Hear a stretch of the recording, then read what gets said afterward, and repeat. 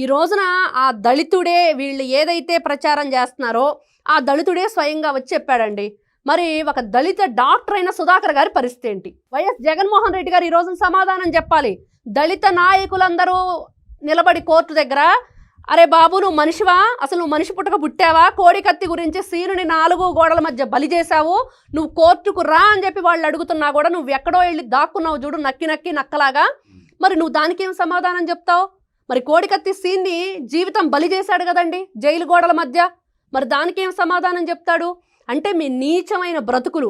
మరి ఆ రోజున ఇసుక మాఫియా గురించి ఆ వ్యక్తి ఇక్కడ ఇసుక మాఫియా వరప్రసాద్ చెప్తుంటే మరి అతనికి శిరోమండనం చేసి నీచాతి నీచంగా ఆయన నోట్లో మీరు వంటికెళ్ళారు చూడండి, ఎంత ఘోరం అండి. చెప్పుకోవడానికి కూడా ఎలా ఉన్నాయండి ఇవన్నీ మీరు చేసిన పనులా?